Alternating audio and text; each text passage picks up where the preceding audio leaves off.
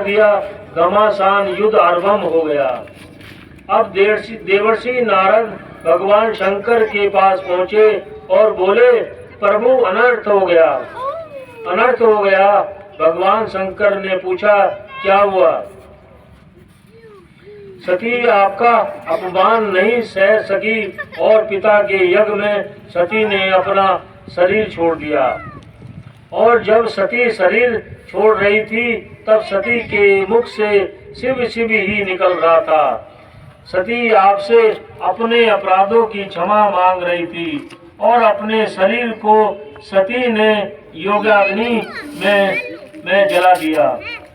भगवान शंकर ने जैसे ही सुना, शिव की आंखों से टप टप आंसू निकल पड़े। शिव सारे अपराध भूल गए और क्रोध आ गया। क्रोध में शिव ने शरीर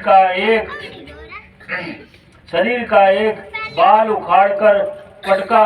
बाल के एक छोर से वीरभद्र और दूसरे छोर से मां काली प्रकट हुई। वीरभद्र की 1000 बाहें थी। उधर आकाशवाणी हुई, दक्ष तुमने ये अच्छा नहीं किया। दधीची ने अनेक सलाह दी लेकिन तुमने बात नहीं मानी। सती तुम्हारे पास आई लेकिन तुमने सती का सम्मान नहीं किया। शंकर के कारण तुमने अपनी बेटी का आत्मदाह के लिए मजबूर किया। सती को अपने शरीर का त्याग करना पड़ा। इसके कारण तुम सबको दुष्ट परिणाम मिल जाएगा। अभी भी समय है। शंकर के गणों के आने से पहले जो लोग अपना भला चाहते हैं वे यज्ञ छोड़कर निकल जाएं। कुछ देवता घबरा गए और यज्ञ छोड़कर चले गए। उधर भगवान शंकर ने 1000 भुजाओं वाले वीरभद्र और भद्रकाली की उपस्थिति की। काल की पत्नी काली महाकाल की पत्नी मां काली की बड़ी भयानक शकल थी। काली के हाथों में शस्त्र थे। जीभ लपा रही थी। ऐसा लग रहा था कि काली सब कुछ समाप्त कर देगी। वीरभद्र ने भगवान शंकर के चरणों को प्रणाम किया और हाथ जोड़कर पूछा, मेरे लिए क्या आदेश है? मुझे आज्ञा दीजिए, मैं तत्काल पूर्ण करूंगा। भगवान शंकर कहते हैं, तुम हमारे सभी गणों में प्रथम गण हो। तुम मेरे अंश से प्रकट हुए हो। तुम मेरे प्रधान गण हो। तुम दक्ष का यज्ञ सहित नष्ट कर दो। तुम्हें दक्ष का यज्ञ विध्वंस करना है। वीरभद्र कहता है, प्रभु जिस पर आपकी कृपा हो जाए वह सामान्य जीव भी इतना बड़ा कार्य कर सकता है। इसके बारे में सोचा भी नहीं जा सकता। आप जिसे आशीर्वाद या शक्ति दे दें वह जीव सब कुछ कर सकता है। असंभव को संभव बना सकता है। मैं अभी जाकर दुष्ट दक्ष के यज्ञ का समाप्त करता हूँ। वीरभद्र अपनी 1000 भुजाओं में अस्त्र लिए हुए थे। साथ में लाखों गण भूत प्रेत पिशाच भैरव उपभैरव सब के सब चल पड़े। जब भगवान शंकर की सेना दक्ष की ओर बढ़ रही थी, रास्ते में उड़ती धूल को देखकर और भयानक आवाजें सुनकर वहां के लोग घबरा गए। लोगों ने सोचा कि यह भयानक धूल, भयानक आवाज चारों ओर कैसे गूंज रही है। न इस समय चोर है, न तीव्र वायु है, फिर यह धूल कैसे उड़ रही है। किसी ने कहा, यह दक्ष का पाप है जो दक्ष को डसने के लिए चला आ रहा है। आकाशवाणी ने कहा, दक्ष अभी भी समय है, तुम अपनी गलती स्वीकार कर लो। दक्ष को अभिमान था कि मेरे यज्ञ में भी श्रीमन नारायण आए हुए हैं। नारायण सर्वे सर्वा है, जगत पूज्य है। वेद भी नारायण की स्तुति गाते हैं। नारायण मेरी रक्षा जरूर करेंगे। गलत काम करने वालों का कोई साथी नहीं होता। यदि परमात्मा गलत कार्य करने वालों को सहयोग देने लगे तब कोई सद्कार्य करने वाला ही नहीं रह पाएगा। इसीलिए राम राम सबको कहे, ठग ठाकुर और चोर, बिना प्रेम रीझे नहीं तुलसी नंद किशोर। मूर्ति के पास बैठे रहने से लाभ नहीं होता जब तक मूर्ति के साथ तुम्हारी भावना का विषय महत्व न हो जाए। ऐसे भी पुजारी होते हैं जिन्हें सारा दिन मूर्ति के पास बैठे रहने पर भी कुछ पता नहीं चलता, कोई लाभ नहीं होता।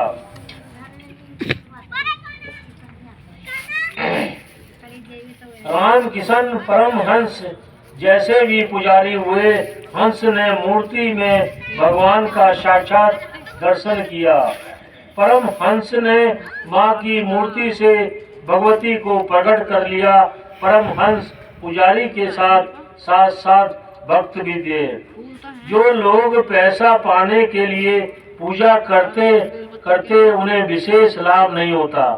कुछ लोग जीवन की निर्वाह के साथ साधना की दृष्टि से भी पूजा करते हैं। जहाँ साधना की दृष्टि है वहाँ इष्ट का दर्शन है।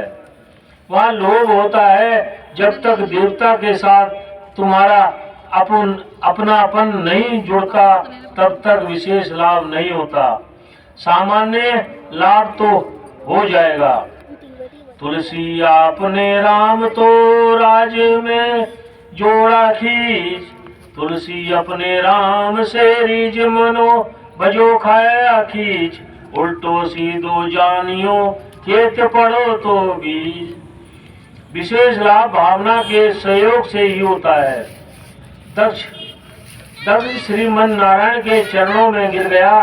दक्ष कहता है कि हे प्रभु, मैंने आपके आधार पर ही यज्ञ आरंभ किया था। आपके आगमन से ही मैंने निश्चित हो गया था और सोचा था कि जहाँ आप हैं वहाँ और कोई देवता मेरा कुछ नहीं बिगाड़ सकता।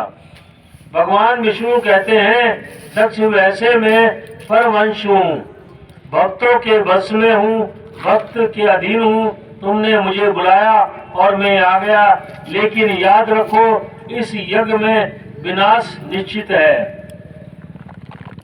मैं भी तुम्हारी रक्षा नहीं कर सकता। जो जीव एक देवता से द्वेष करे और दूसरे देवता से प्रेम करे, उस जीव को कभी सिद्धि नहीं मिलती। शंकर से निंदा करे और विष्णु से प्रेम करे, ऐसा जीव कभी सिद्धि प्राप्त नहीं कर सकता। श्रीमन नारायण दक्ष से कहते हैं, दक्ष एक बात और सुन लो, दक्षी का श्राप है कि एक बार मुझे हारना पड़ेगा। तुम्हारे यज्ञ में हार जाऊंगा, मुझे वापस लौटना पड़ेगा। मैं इस यज्ञ में विजय नहीं हो सकता, क्योंकि मुझे दधीचि ऋषि ने श्राप दिया हुआ है। श्राप क्या है? दधीचि भगवान शंकर के परम भक्त हैं और राजा छुम श्रीमन नारायण के भक्त हैं। एक बार राजा छुम और दधीचि में वाद विवाद हो गया।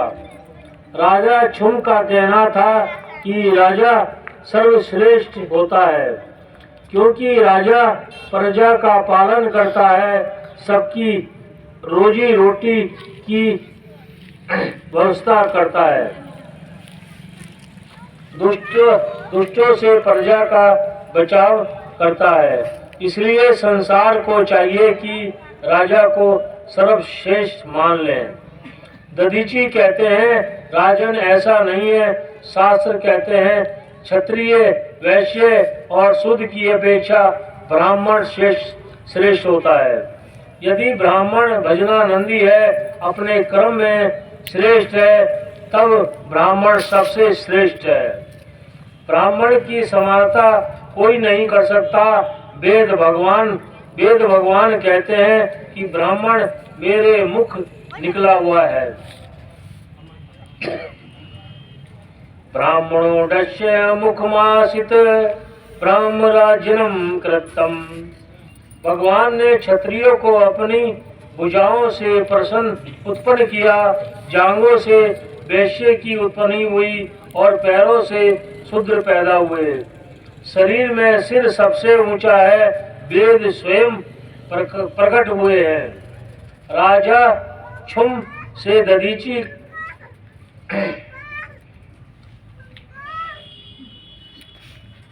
राजा छुम से दधीची का कथन था कि तुम्हारे तर्कों के आधार पर राजा श्रेष्ठ है, लेकिन शास्त्रों के आधार पर ब्राह्मण श्रेष्ठ है। लेकिन राजा छुम अपनी बात पर अड़ा हुआ था। राजा बोला, शास्त्र वेद को नहीं मानता, मैं तुम्हारी बात को भी नहीं मानता, राजा ही सबसे श्रेष्ठ है। दधीची को क्रोध आ गया और दधीची राजा के सिर पर जोर से घूसा मारा कि तुम शास्त्र की बात नहीं मानते, तुमको हमारे वचनों पर विश्वास नहीं। अब राजा भी क्रोधित हो गया और राजा ने दधीची को बहुत बुरा कह दिया और कहा कि एक दिन मैं तुम्हें नीचा दिखा कर रहूंगा। दधीची कहते हैं, मैं शंकर भगवान का भक्त हूँ, तुम मुझे नीचा कैसे दिखा सकते हो? शंकर भक्त दुनिया में अजय होता है और निर्भय होता है। अब दधीची वहाँ से निकलकर सीधे भगवान शंकर के पास पहुँच गए और वहाँ बैठकर महामृत्युंजय जप का मंत्र जप करने लगे।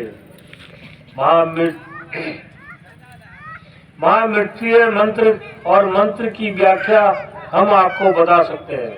शास्त्र कहता है, इसके चोटी जनेऊ हो उसे ही मंत्र को जपने का अधिकार है। श्रवणा जप को भगवान का आदेश है कि यदि चोटी और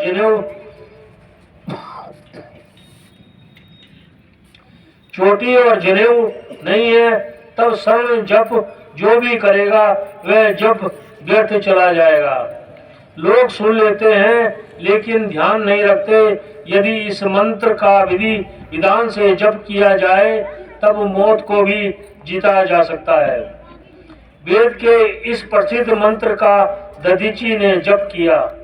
ओम त्र्यंबक्यम यजामहे सुगंध्यम पुष्टिवर्धनम उर्वारुकमिव वंदना मृत्यु मोक्षी मंत्रात्।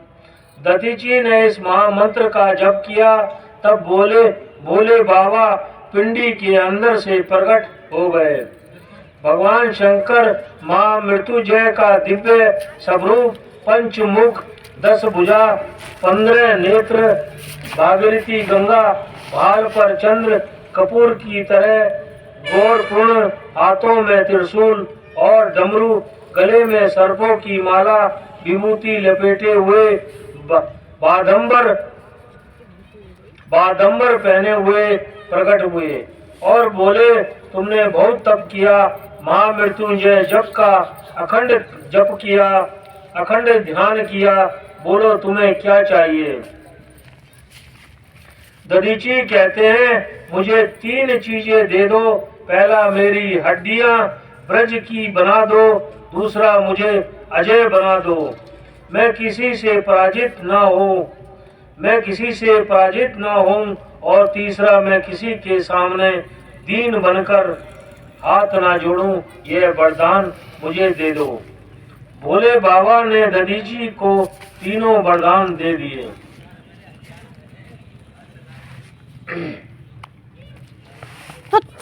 उधर राजा दक्ष ने श्रीमन नारायण का स्मरण किया। जब नारायण प्रसन्न हुए तब राजा ने कहा, किसी तरह दधीची को एक बार नीचा दिखाएंगे। एक बार दधीची से कहो कि दधीची हाथ जोड़ ले, या ये कहे कि राजा बड़ा है। श्रीमन नारायण कहते हैं कि शास्त्र तो ब्राह्मण को बड़ा कहते हैं और दधीची भगवान शिव की शरण में है, ऐसा कैसे हो सकता है? हम 3:30 बजे गए थे, ये 3 बजे। बोलो शंकर भगवान की जय।